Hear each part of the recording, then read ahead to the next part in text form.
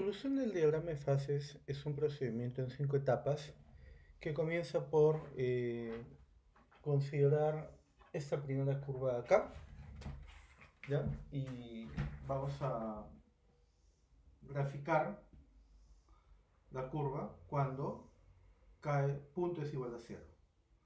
Esto le vamos a llamar la curva de valores de K.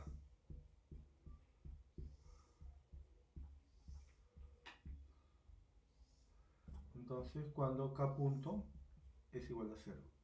Cuando K punto es igual a cero, esto es equivalente a una curva donde C es igual a A por K a la alfa menos N más delta por K, donde vemos que es creciente en K y decreciente en K. ¿Qué podemos decir de la pendiente de esa curva? ¿No? En la medida que cuando la derivada de C con respecto a K igual a 0, esto implica que eh, alfa por A por K a la alfa menos 1 menos N más delta es igual a 0.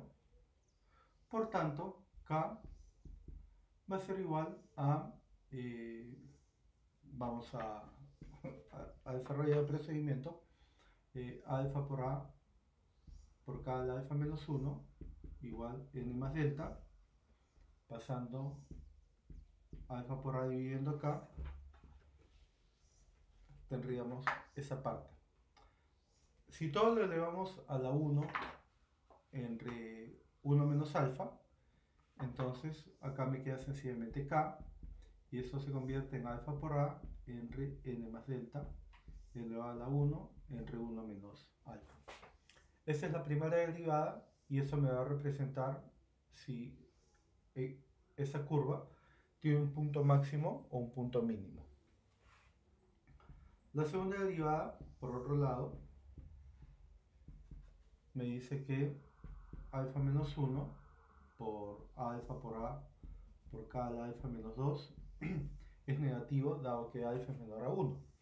Por tanto, esa curva de acá, ese punto de acá se trata de un máximo.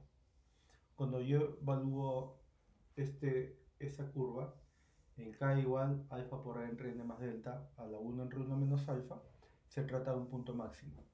De otro lado, esa curva pasa por el origen, ¿no? Dado que el origen K punto, K igual 0 y C igual 0, satisfacen esa curva. Entonces, esa curva pasa por el origen, es creciente en K, alcanza un máximo en ese valor y después decrece. Por tal motivo,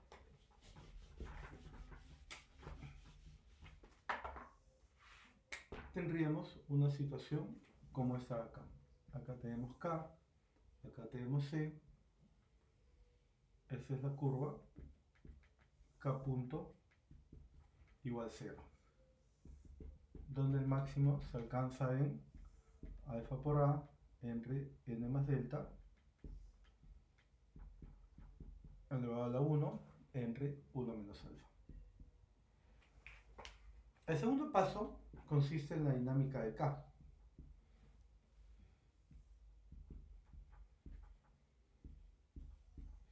Entonces, ¿qué pasa cuando el valor de K eh, si tenemos un punto como este de acá? ¿Ya? O, perdón, cuando el valor de C está por encima de esa curva y cuando está por debajo de esa curva. Cuando el valor de C que crece, esto se hace más negativo, entonces K punto se hace negativo. Diríamos, por tanto, que el valor de K decrece. Si K punto es negativo, es porque K está decreciendo, ¿no? El cambio en K es negativo, el valor de K está decreciendo y esto indica una flecha que apunta hacia la izquierda. Por otro lado, cuando ese valor es más bajo que ese valor de acá, cuando K punto igual 0, K aumenta, dado que la relación es negativa. Y esto indica una flecha que se mueve en ese sentido. Igual si nos situamos en esa zona de acá.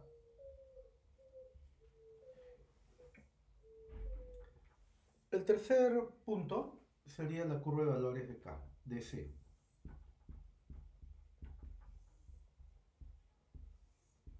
¿Ya? Y eso se da cuando C punto es igual a 0.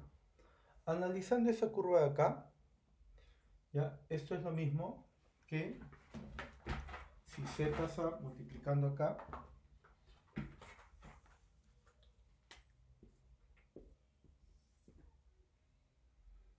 y hacemos es igual a 0. Eso hay dos posibilidades. Que todo lo que esté entre paréntesis es igual a 0 o que C es igual a 0. Pero C es igual a 0 es lo mismo que hablar del eje K o el eje horizontal, ¿no? En ese eje C igual a 0 implica también que C punto igual a 0,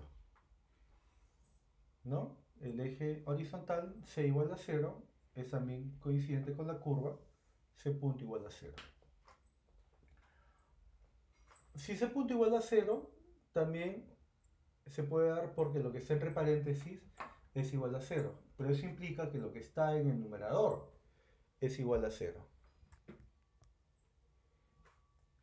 Y eso me determina que alfa por A por K a la menos 1 menos alfa menos delta menos rho es igual a 0.